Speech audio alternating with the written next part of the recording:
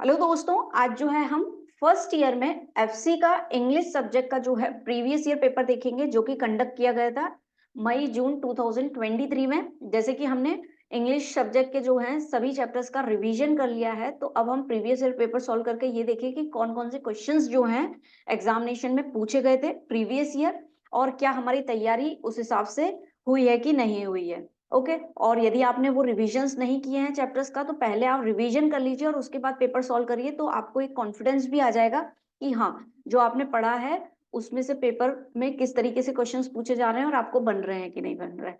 तो डिस्क्रिप्शन में आपको लिंक मिल जाएगी, वहां से जो है आप रिवीजन कर सकते हैं। Now let's begin. मई जून 2023 बीकॉम फर्स्ट ईयर दिया है, तो ये जो है पेपर सभी के लिए है, बीकॉम, बीबीए, बीएससी, बीसीए, जो भी आपकी स्ट्रीम है ना। क्योंकि एफसी इंग्लिश जो है सभी के लिए कंपलसरी सब्जेक्ट है, और ये आता है फाउंडेशन कोर्स इंग्लिश लैंग्वेज में। English language and Indian culture जो है इसका टाइटल रहता है, सब्जेक्ट का टाइटल है बीकॉम फर्स्ट ईयर में। पेपर फर्स्ट, टाइमिंग जो है आपकी 1 आवर है, मैक्सिमम मार्क्स 50, मिनिमम मार्क्स 18। और हमने जो तैयारी की है, हमने जो रिवीजन किया है, तो हम मिनिमम मार्क्स से तो बहुत कई अधिक 40 to 45 मार्क्स जो है हम इंग्लिश में ला सकते हैं यदि हमने प्रॉपरली रिवीजन किया है। So let's begin. नोट दिया हुआ है हमारे सामने, all questions are compulsory, the blind students will be given 30 minutes extra time. सभी क्वेश्चंस जो हैं अनिवार्य हैं, और जो ब्लाइंड स्टूडेंट्स हैं उन्हें 30 मिनट्स एक्स्ट्रा मिलेंगे। University has all rights to change the distribution of marks, और यूनिवर्सिटी के पास पूरा पूरा राइट है कि वो मार्क्स का डिस्ट्रीब्यूशन चेंज कर सकती है। अभी फिलहाल जो है आपको 50 क्वेश्चंस रहेंगे, और 50 क्वेश्चंस का 1 मार्क पर क्वेश्चन पे आपको एमसीक्यू बेस्ड क्वेश्चन पूछे गए हैं। आइए देखते हैं सबसे पहला question. Tagore compares a clear stream to. हमने पोयम देखी थी where the mind is without the fear, Rabindranath Tagore ji के द्वारा। उसमें जो है टैगोर जी ने क्लियर स्ट्रीम जो है किससे कंपैरिजन किया था। तो ये क्वेश्चन जो है हमने एमसीक्यू में सॉल्व किया हुआ है। यदि आपने रिवीजन किया है तो पहले आप पॉज करके आपका आंसर टिक कर लीजिए कि आपके हिसाब से आंसर क्या हो सकता है। Let us see the options. Dreary desert sand, option B reason, dead habits, option D narrow domestic walls. तो टैगोर जी ने जो है क्लियर स्ट्रीम को जो है रीजन, लॉजिक के नाम से जो है चीजों को उससे जो है जोड़ा था। तो उन्होंने कंपेयर किया था clear stream to the reason. Option B is the correct answer. ठीक है, डिटेल में हमने वहां पढ़ा है, आप उसको डिटेल में वहां से पढ़ सकते हैं। फिर which tree was most dear to Vellan. तो ये जो है हमने एक्स चैप्टर जो आर के नारायण जी के द्वारा लिखा हुआ है, जिसमें वेलन नाम का पर्सन था जो कि घर छोड़कर चला जाता है, इस तरीके की स्टोरी हमने देखी। तो वहां पे वही क्वेश्चन पूछा है कि उसके लिए जो है कौन सा ट्री जो है बहुत उसको प्रिय था वेलन को। बनियान ट्री, मार्गोसा, पीपल और अशोका। तो उसको जो है मार्गोसा ट्री जो है उसको बहुत ही ज्यादा प्रिय था, जैसे हमने देखा था हिंदी में हम कहते हैं उसको नीम ट्री। ठीक है, अब आते हैं थर्ड क्वेश्चन पर। According to Gandhi ji education should be provided it. Gandhi ji के अनुसार जो है एजुकेशन कैसा होना चाहिए। तो ये आपका नेक्स्ट चैप्टर नेशनल एजुकेशन जो एम के गांधी के द्वारा लिखा गया है, तो वही उससे रिलेटेड ही क्वेश्चन पूछा है, जो कि Gandhi according to Gandhi education should be provided in. Gandhi ji के अनुसार जो है एजुकेशन कैसे दिया जाना चाहिए, इंटरनेशनल लैंग्वेज में कि फॉरेन लैंग्वेज में कि हिंदी लैंग्वेज में कि वर्निकुलर लैंग्वेज में। तो इसको हमने डिस्कस किया था दोस्तों जब हमने चैप्टर समझा था। It should be in the vernacular language, यानी आपकी एक तरीके से जो रीजनल लैंग्वेज होती है या मातृभाषा होती है उसी को ही हम कहते हैं वर्निकुलर लैंग्वेज। तो option D is the correct answer. ठीक है, आगे देखें। Mahabharata is known by another name which of the following is that. Same यही ऑब्जेक्टिव जो है हमने डिस्कस किया है कि महाभारत जो है उसका दूसरा नाम क्या है। तो कृष्ण अवतार नहीं, सत सहस्त्र संहिता ये जो है उसका सही उत्तर है। आर्यन संहार एंड कुरु संहिता जो है गलत है। Option B is the correct, और ये सेम का सेम एमसीक्यू जो है हमने डिस्कस किया हुआ है। ठीक है, India's contribution to the world's cultural stock has already been very India का जो कंट्रीब्यूशन है वर्ल्ड के कल्चरल एक्टिविटीज के थ्रू, तो वो जो है क्या है। तो options are given, narrow, large, फिर क्या दिया हुआ है, सक्सेसफुल और इम्पोर्टेंट। तो जो है इंडिया का जो कंट्रीब्यूशन है कल्चरल एक्टिविटी में it has been already been large, बहुत बड़े लेवल पे जो है इंडिया का कंट्रीब्यूशन रहा है। So option B is the correct. Name of the fictitious town of R K Narayan जी ने जो पोयम लिखी, सॉरी जो लेसन चैप्टर लिखा था, story the axe by R K Narayan, उसमें उन्होंने एक टाउन के बारे में मेंशन किया था कि वो चलते चलते जो है किस टाउन में आ गए थे। तो उससे रिलेटेड ही क्वेश्चन पूछा है कि कौन सा फिक्टिशियस टाउन यानी उन्होंने बनाया था, उसका नाम जो है दिया। तो वेक्सेस नो, होगवार्ट्स नहीं, मालगुडी जो है उन्होंने दिया था, option C is the correct. ठीक है, फिर education is the heart according to Gandhi can be imparted through. Education जो है दिल की बात है, इसको जो है गांधी जी ने किस तरीके से जो है जोड़ा था। तो उनके हिसाब से एजुकेशन, यदि हम दिल की बात कर रहे हैं तो उसमें जो है लिविंग टच ऑफ टीचर होना चाहिए। ये हमने चैप्टर जब डिस्कस कर रहे थे तब हमने ये पढ़ा था। Option A is the correct. बाकी ऑप्शंस भी देख लेते हैं। तो उन्होंने बुक्स से बोला था, बुक से आप एजुकेशन कभी भी नहीं ले सकते हो, सिर्फ बुक से, क्लॉथ प्रोडक्शन से नहीं, एग्रीकल्चर से नहीं, it is imparted through living touch of the teacher. ठीक है, option 8, oh sorry, question number 8, Hindu civilisation will we believe retain its. तो ये हमने चैप्टर जब स्टार्ट ही किया था तो उसमें जो है जस्ट फर्स्ट लाइन है, Hindu civilisation will we believe it retain its continuity, है ना, पहली लाइन है चैप्टर की। तो option B is the correct. Continuity जो है ऑप्शन बी में है, फ्यूचर पास्ट एंड ग्लोरी जो है वो नहीं है। ठीक है, कंफ्यूज नहीं होना है। यदि आपने रिवीजन किया है प्रॉपरली सभी चैप्टर्स का तो डेफिनेटली आपको क्वेश्चंस बनेंगे। ऑलमोस्ट जो हमने समझा है उसमें से क्वेश्चंस या हमने एमसीक्यू सॉल्व किए हैं उसमें से क्वेश्चंस आ रहे हैं अभी तक।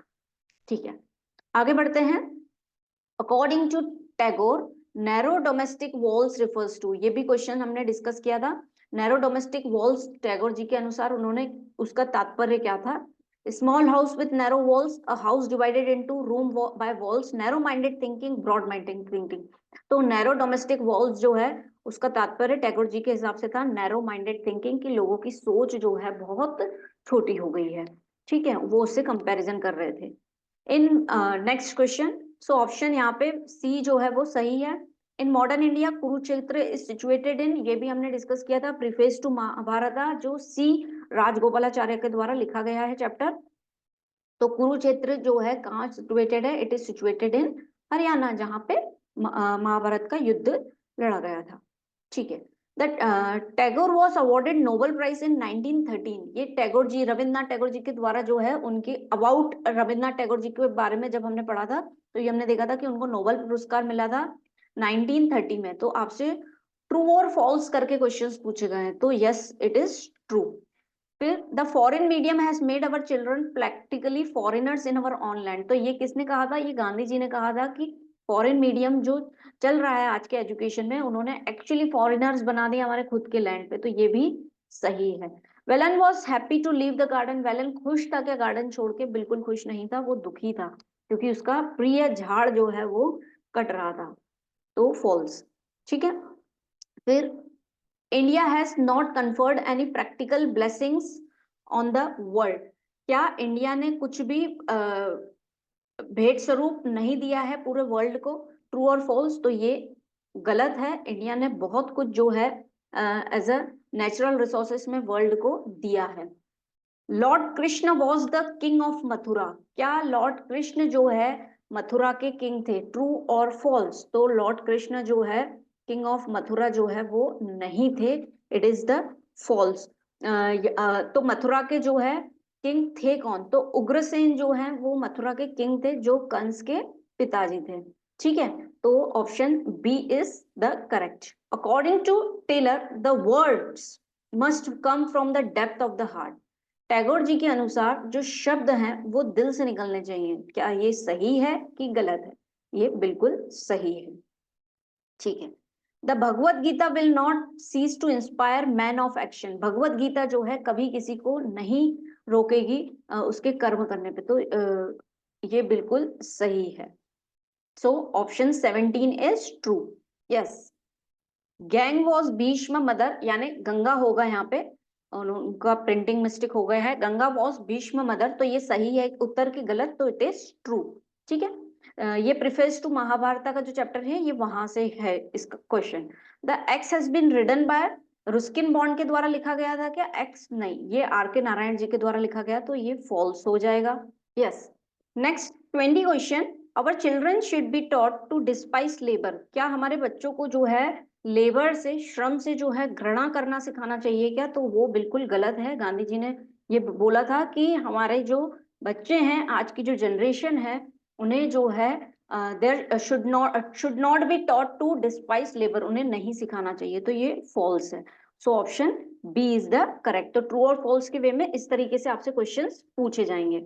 अब बढ़ते हैं आगे, क्या दिया हुआ है? तो दोस्तों आगे जो है पैसेज दिया हुआ है, जैसे कि आपका चैप्टर्स दिए गए हैं, और उसके बाद जो है आपको कम्युनिकेशन स्किल्स के वे में जो है अनसीन पैसेज दिया जाएगा, और उसके बेस पे क्वेश्चंस पूछे जाएंगे। तो अब हम अनसीन पैसेज पढ़ लेते हैं, और उसका क्वेश्चंस का आंसर्स किस तरीके से निकलेंगे वो भी हम देखते हैं। आइए पहले पैसेज पढ़ते हैं, और हम यहाँ पे ये भी सीखेंगे कि पैसेज पढ़ते पढ़ते हमें किन चीजों का ध्यान रखना है, ताकि, क्योंकि सेम पैसेज तो आएगा नहीं ना नेक्स्ट टाइम, कुछ ना कुछ चेंज आएगा, लेकिन हमें उसको तैयार कैसे करना है किसी भी अनसीन पैसेज को, और उसके आंसर्स कैसे निकालने हैं, वो समझ हमें यहाँ पे सीखनी है।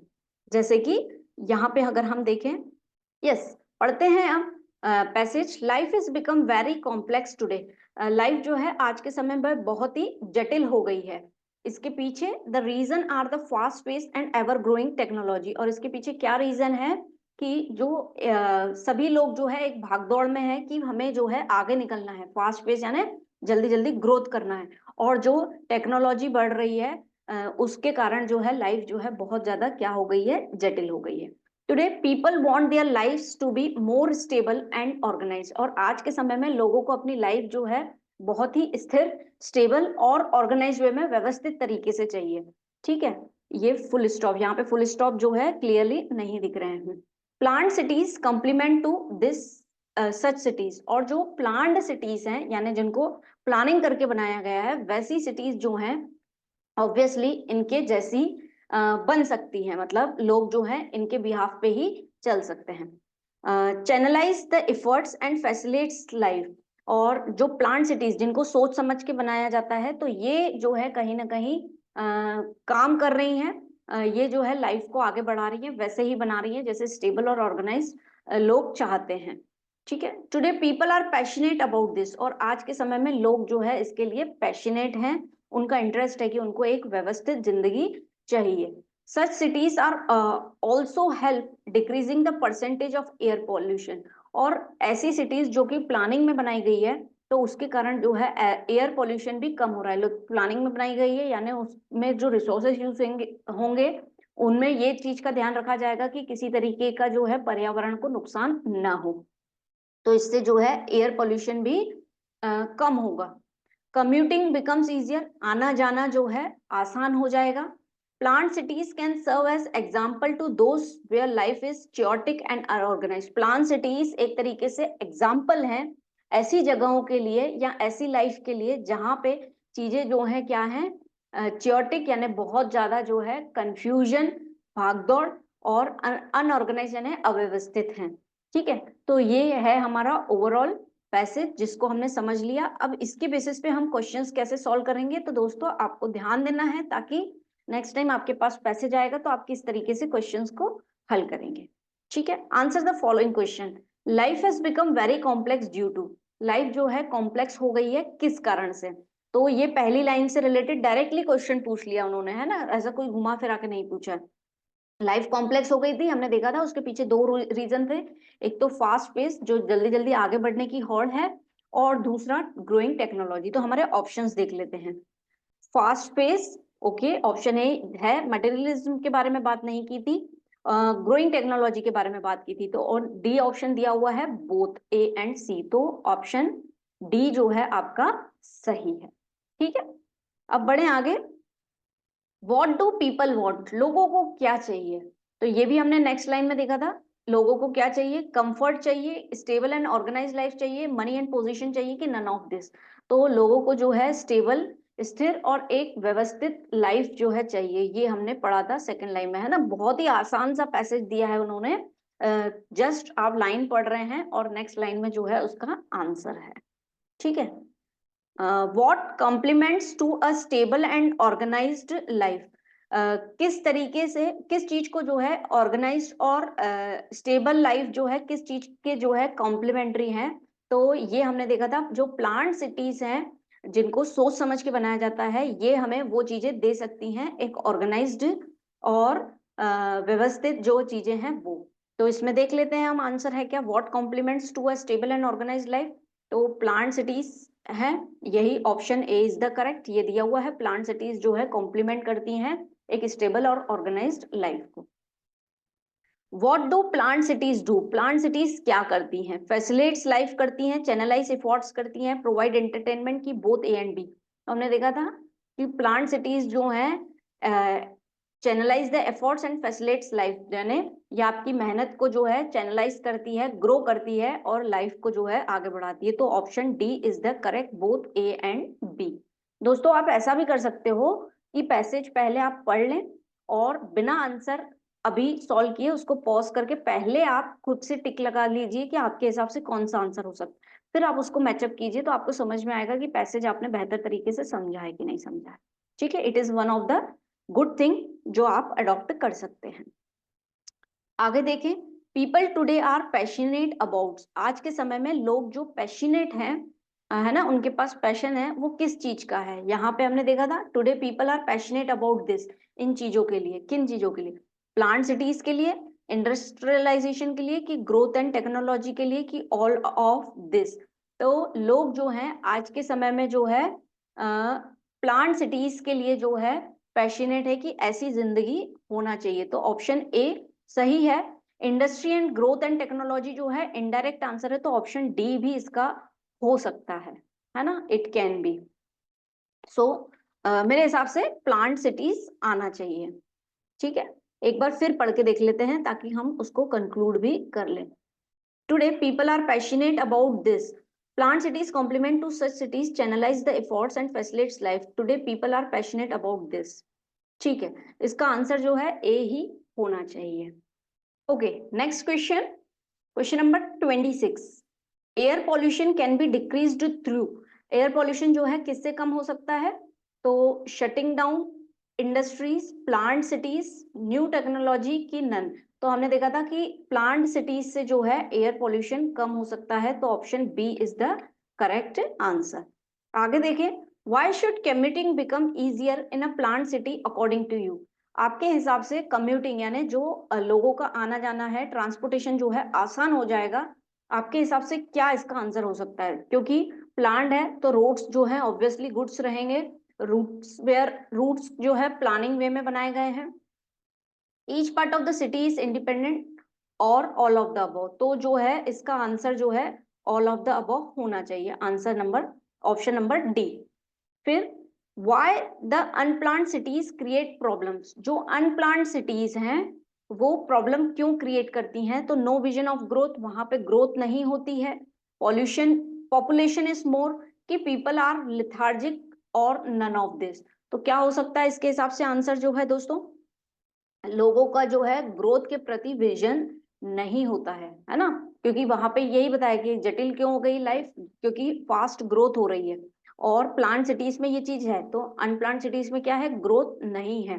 तो ऑप्शन ए जो है वो सही है। लेथार्जिक का मतलब होता है कि लोग जो है आलसी हो गए हैं, तो ऐसा कुछ उन्होंने नहीं बताया है। ठीक है, question number 29, why some cities are chaotic and unorganised, क्यों सब बहुत सारी सिटीज जो हैं बहुत ज्यादा जो है chaotic यानी कंफ्यूजन वाली, हबड़ दबड़ वाली, और अनऑर्गेनाइज्ड है क्योंकि लैक ऑफ प्लानिंग है, lack of resources, lack of energy की, लैक ऑफ मशीन। तो हमने देखा था वहां पे लैक ऑफ प्लानिंग है, option A is the correct.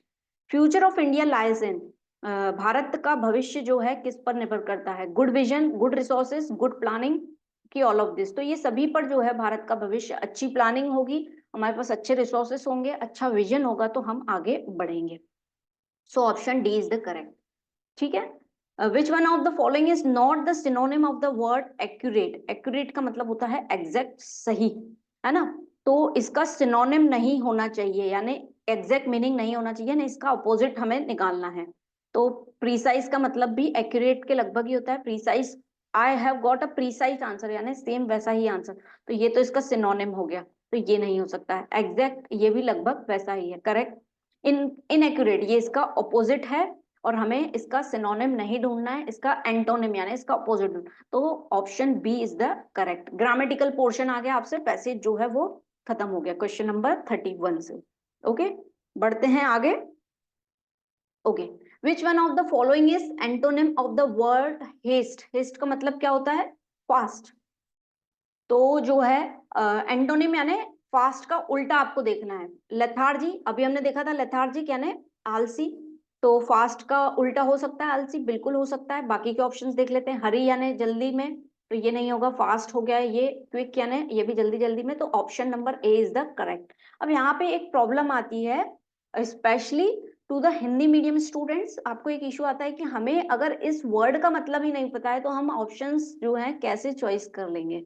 तो यहाँ पे यदि किसी को भी ये इशू आता है, स्टूडेंट में भी हिंदी मीडियम से या इंग्लिश मीडियम से, लेकिन आपको इसी वर्ड का, क्वेश्चन के वर्ड का ही मतलब नहीं पता है, तो आप कैसे उसका एंटोनिम एंड सिनोनिम निकालेंगे? तो आप ऐसा कर सकते हैं, जैसे आपने पढ़ा सपोज वर्ड हेस्ट।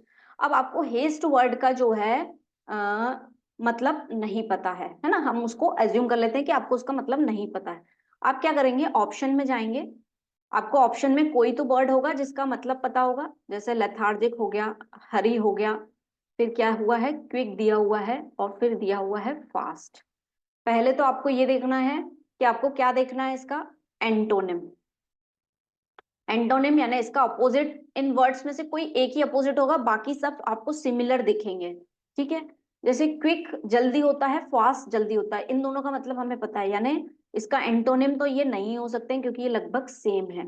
अब जब आपने फास्ट और क्विक पे चले गए, आपको हरी दिख रहा है जल्दी, लेथार्जी का मतलब नहीं भी पता है, लेकिन ये तीनों एक जैसे दिख रहे हैं, तो ये तीनों तो ऑप्शन होंगे ही नहीं, तो लेथार्जिक जो है वो सही होगा। तो कभी कभी हमें क्वेश्चन नहीं पता रहता है तो हम ऑप्शंस के थ्रू जो है उस क्वेश्चन को अटेम्प्ट कर सकते हैं और हमारे नंबर जो है बिल्कुल सही आएंगे। ठीक है, आगे बढ़ते हैं टूवर्ड्स क्वेश्चन 33।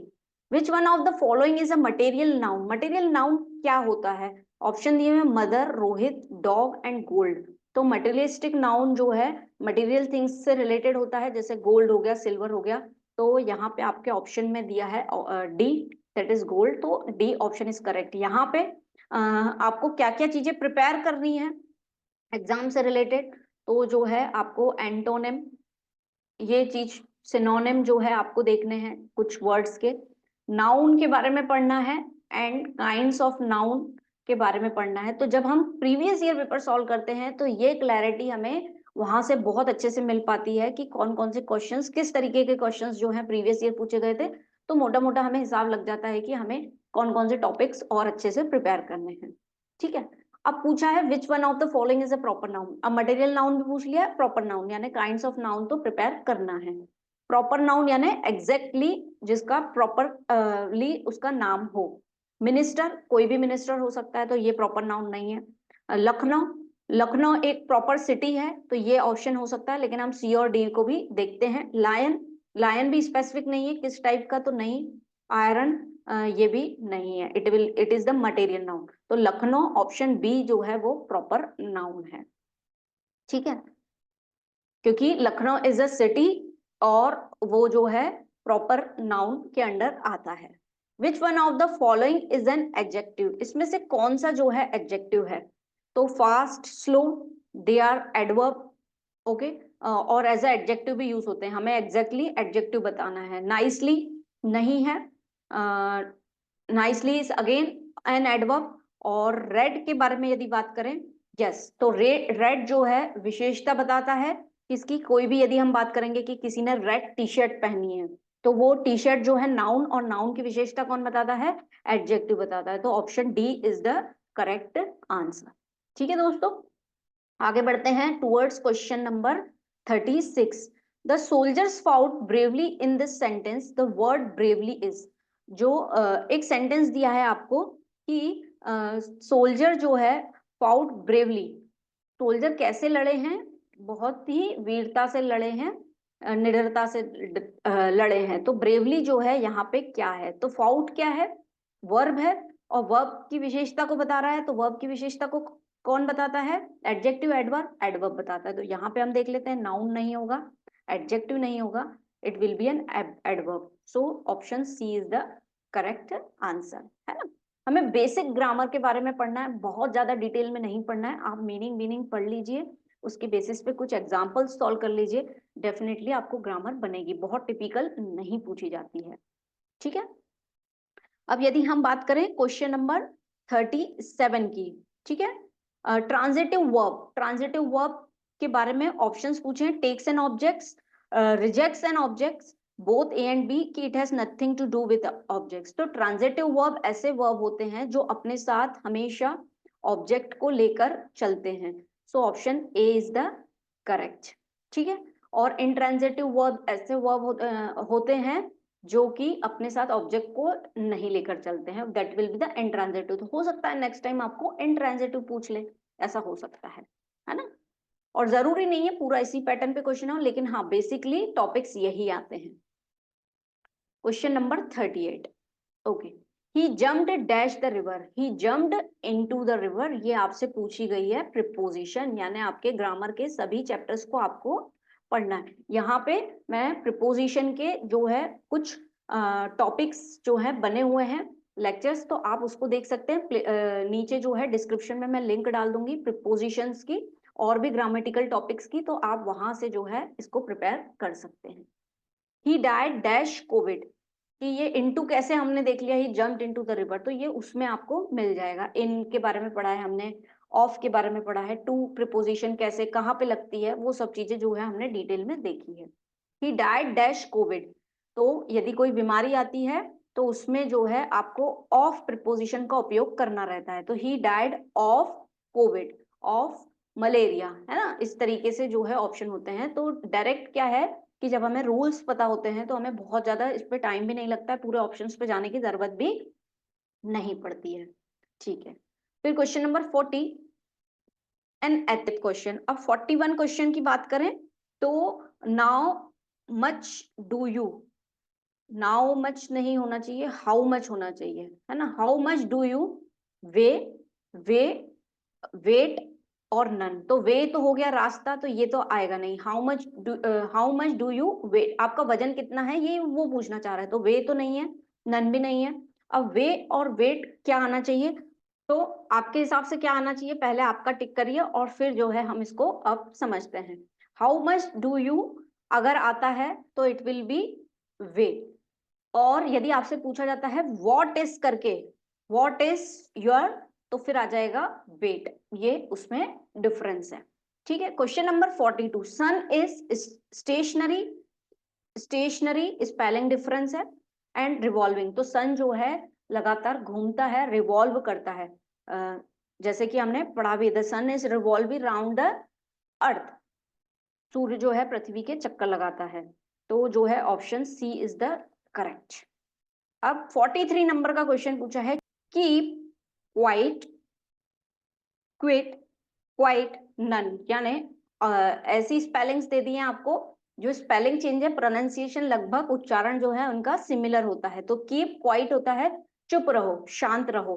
अब यदि हम इनके मीनिंग देखें कि कौन सी स्पेलिंग जो है यहाँ पे आएगी, तो क्वाइट का मतलब होता है किसी हद तक, इनके मतलब चेंज है ना, किसी हद तक जो है मैं वो काम कर सकता हूँ या नहीं कर सकता हूँ, इसका मतलब ये होता है। क्विट यानी छोड़ देना, मैंने ये आंदोलन या पर्टिकुलरली आपने किसी में पार्टिसिपेट कर दिया था और आप वहां से हट गए, तो आप क्या कहेंगे कि मैंने वहां से क्विट कर दिया, छोड़ दिया, तो ऑप्शन बी, तो यहाँ पे छोड़ना भी नहीं आएगा। क्वाइट यानी शांत रहना, तो यहाँ पे हमें ऐसा ही जो है शब्द चाहिए था, तो शांत रहना या नॉइस ना करना, तो keep quiet, option C is the correct, ठीक है। अब बढ़ते हैं towards the 44th question, what is the antonym of the word admit, admit का मतलब होता है स्वीकार करना, ठीक है। अब इसका एंटोनिम यानी स्वीकार करने का उल्टा, डिनाई यानी मना कर देना, यही होना चाहिए एंटोनिम इसका उल्टा। सक्सेस दिया हुआ है नहीं, वेल्थ, डिसअपियर, ये सभी जो है गलत है। एडमिट का उल्टा होता है डिनाई, तो 44th का जो है आपका है आंसर, दैट इज डिनाई, ठीक है। What is the antonym of the word absence, absence का उल्टा, एंटोनिम यानी उल्टा, सिनोनिम यानी सेम मीनिंग, तो एब्सेंस का उल्टा जो है प्रेजेंस होना चाहिए, तो वाइज दिया हुआ है, एब्सोल्यूट दिया हुआ है, प्रेजेंस दिया, so option C is the correct, ठीक है। Please dash my offer, please ये नॉर्मली हम बोलते हैं आप मेरे ऑफर को जो है स्वीकार कर लीजिए, तो जो है एक्सेप्ट, एक्सपेक्ट, एक्सेप्ट, फिर वैसा ही दे दिया जैसे कीप क्वाइट वाला था कि इनका बोलने में तो ये सेम वर्ड्स लगते हैं लेकिन इनका मतलब जो है अलग होता है। प्लीज एक्सेप्ट माई ऑफर यानी मेरा ऑफर जो है स्वीकार करिए, तो इस एक्सेप्ट का मतलब क्या होता है? स्वीकार करना। ठीक है, ये क्या होता है? एक्सेप्ट यानी इसके अलावा उस चीज को छोड़ के बाकी सब चीजें, तो ये होता है एक्सेप्ट। एक्सपेक्ट यानी आपकी एक्सपेक्टेशन, होप से रिलेटेड ये वर्ड है, तो यहाँ पे ऑप्शन ए जो है वो सही है। ठीक है, the sun sets in the, तो ये नॉर्मली कहावत है, the sun sets in the west, तो वेस्ट, ये तो वेस्ट का मतलब होता है कमर, ये वेस्ट होता है टाइम पास करना, टाइम खराब करना, ये बी ऑप्शन वेस्ट जो है सही है, ये वेस्ट जो है ये भी गलत है। So option B is the correct. Tie the dash, एक प्रोवर्ब है, टाई द नॉट बोलते हैं यानी शादी करना, वो जो है इंग्लिश में बोलते हैं टाई द नॉट, तो वो नॉट की स्पेलिंग होती है NOT। तो आपके ऑप्शन में चेक कर लेते हैं, नॉट यानी ये नो है, नॉट ये भी नहीं, सी ऑप्शन जो है वो सही है। ठीक है, तो option C is the correct. अब आते हैं 49 पे। होमोफोन्स आर, होमोफोन्स क्या हैं? Word having similar meaning, the words having similar spelling, the words having similar sound जो है वो होते हैं होमोफोन्स जो है उन्हें कहा जाता है। तो दोस्तों option C is the correct, जहां पे ऐसे वर्ड्स हैविंग सिमिलर साउंड, उनके साउंड सेम होते हैं लेकिन उनका मतलब अलग होता है। जैसे अभी हमने देखा क्वाइट, क्विट, है ना, अभी एक और देखा था हमने ऊपर एक्सेप्ट, एक्सपेक्ट, एक्सपेक्ट, लगभग सेम बोलने में लग रहा है उच्चारण, लेकिन इन सबके मतलब अलग है। जैसे हो गया फ्लावर, फ्लोर, अब इनके मतलब अलग है, फ्लावर यानी फूल, फ्लोर यानी आटा, तो ये जो है एक होता है फ्लोर, अब बोलने में सेम लग रहा है फ्लोर और फ्लोर, बट इनके मतलब अलग है, तो option C is the correct. फिर लास्ट क्वेश्चन 50 क्वेश्चन पे पहुंच गए। The dash is told by a teacher, teacher के द्वारा बोला गया, तो टीचर जो है स्टोरी बताती है उसको हम कहते हैं टेल। अब यहाँ पे सेम वैसे ही वर्ड है, tell, tell, tell, told, same उच्चारण आ रहे हैं, तो उन्हें हम क्या कहेंगे? Homophones, the word having similar sound, लेकिन उनका मीनिंग डिफरेंट रहता है। तो यहाँ पे ऑप्शन टेल का मतलब होता है स्टोरी, तो a tale is told by the teacher, teacher के द्वारा जो है टेल कही गई। ठीक है, ये टेल तो होता है पूछ, और ये टेल यानी होता है बोलना, और ये टोल होता है यानी जो टोल टैक्स हम फिल करते हैं। सो यहाँ पे जो है दोस्तों हमने पूरे 50 MCQ क्वेश्चंस जो है सॉल्व कर लिए प्रीवियस ईयर के, और प्रीवियस ईयर पेपर सॉल्व करना बहुत ही आपको अभी 50th क्वेश्चन के बाद समझ में आया होगा कि कितना जरूरी है। जब हम प्रीवियस ईयर क्वेश्चन सॉल्व करते हैं तो बहुत सारी चीजें क्लियर होती हैं, टॉपिक्स पता पड़ते हैं कि कौन कौन से टॉपिक्स जो हैं इंपॉर्टेंट है, यानी ज्यादा प्रश्न किसमें से बन सकते हैं, ताकि हम उसको और अच्छे से प्रिपेयर कर सकें। ठीक है, हमने एंसिन पैसेज देखा, तो एक एंसिन पैसेज को किस तरीके से सॉल्व किया जाता है इसकी हमें हेल्प मिलती है। ओवरऑल जो हमने चैप्टर्स पढ़े हैं उसका रिवीजन हो जाता है एक बार अच्छे से। कुल मिला के प्रीवियस ईयर पेपर सॉल्व करने से क्या होता है? हमारा कॉन्फिडेंस लेवल बढ़ जाता है और हमें जो है एग्जाम देने में जो है और मजा आता है, हम कॉन्फिडेंटली एग्जाम दे पाते हैं। सो with this previous year paper solve करने से पहले आपसे रिक्वेस्ट है कि आप जो है पहले रिवाइज कर लीजिए चैप्टर्स और उसके बाद पेपर सॉल्व कीजिए, तो आपको बहुत अच्छा फील होगा और आपको कॉन्फिडेंस भी आपका बढ़ेगा। सो विद दिस थैंक यू, फिर मिलते हैं हम नेक्स्ट सेशन में। और यदि आपको वैल्यू एडिशन लग रहा है, आपको कंटेंट समझ में आ रहा है, आपको मदद मिल पा रही है, तो प्लीज सब्सक्राइब करिए हमारे चैनल को, लाइक करिए एंड शेयर करिए आपके फ्रेंड्स के साथ ताकि उन्हें भी मदद मिल सके। Okay, so with this once again thank you.